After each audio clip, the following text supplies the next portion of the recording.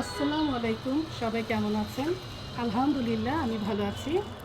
এই যে নিয়ে আসলাম এই কলা গাছটা, এটা এখন এই যে বালতিতে লাগিয়ে দিব। আসো ঝিনু, এই যে এই বালতিটা রেডি হচ্ছে, এই বালতির মধ্যে লাগাবো।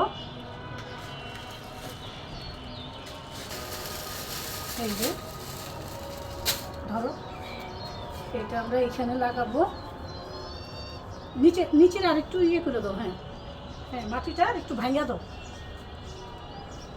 নিচের মাটিটা, এই যে সাইডের মাটিটা একটু ভাঙিয়ে দাও। গাছ লাগানোর কাজে সাইফুল আমাকে হেল্প করছে, সবসময়ই করে। মাটিগুলো একদমই ঝরঝরা না, একদমই ঝরঝরা।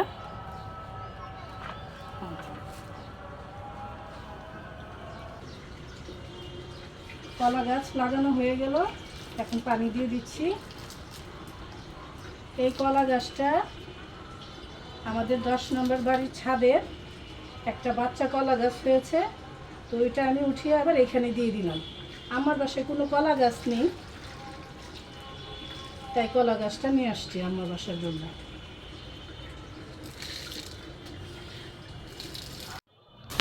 গাছ লাগানো হলে আমি ছাদটা সবসময় পরিষ্কার করে দিই, যেন মাটিটা না থাকে টাইলসের উপর।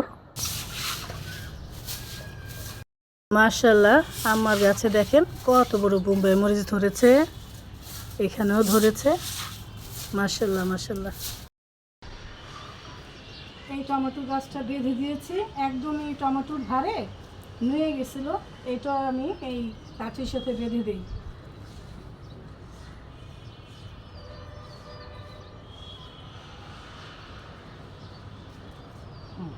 এখন আর নড়বে না। আর কিছু পাতা আমি নিচ থেকে কেটে দিব। কেচিটা আনো তো। এই যে দেখেন, এই যে নিচের এগুলো আমি আর রাখবো না, এগুলো কেটে দিব।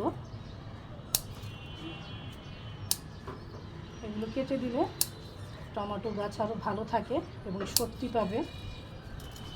অযথা এগুলো রেখে কোনো লাভ নেই, এভাবে মরেও গেছে।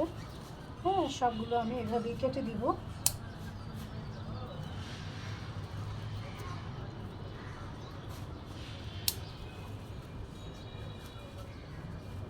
মরা পাতা এমনিতেও আমার দেখতে ভালো লাগে না,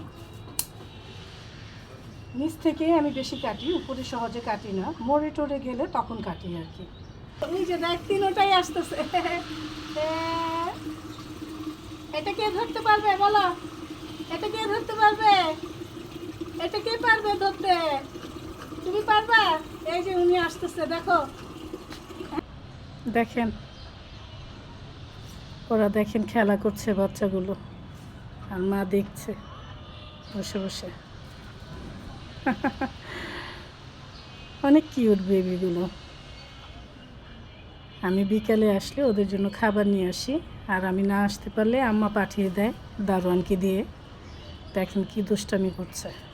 হ্যাঁ দেখো, ওই ঝাড়ুর উপরে যে করছে। এই বাচ্চাগুলো সরো তো, সরো, দুষ্ট হয়ে গেছো তোমরা। শালা ঝেড়ে সরাইতে হবে। দেখ, একটা আরেকটারে মারতেছে। এই ঝিনুক, আকাশটা দেখ কি সুন্দর। হ্যাঁ, আজকের আকাশটা খুবই ভালো লাগতেছে। মাশাআল্লাহ, প্রকৃতি আমার খুবই ভালো লাগে। চাকচিক করছে, আমার প্রকৃতি বেশি ভালো লাগে। আমাদের সাথে নেমে আসছে।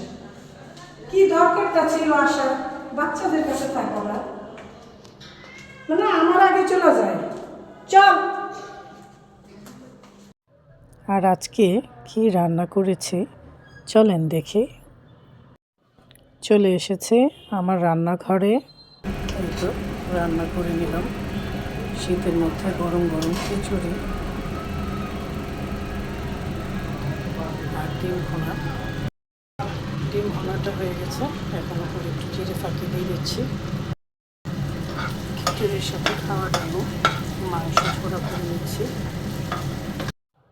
এই তো খাওয়া দাওয়া শুরু হয়ে গেছে। গরুর মাংসের ঝোড়া দিয়ে ডিম ভুনা দিয়ে খিচুড়ি শীতের দিনে খেতে কিন্তু ভালোই লাগে। আর সবাই ভালো থাকবেন, সুস্থ থাকবেন। আমার মতো ছাদ বাগানে গাছ লাগাবেন। গাছ লাগালে মনটা ভালো থাকে। এখন আসি, আল্লাহ হাফেজ।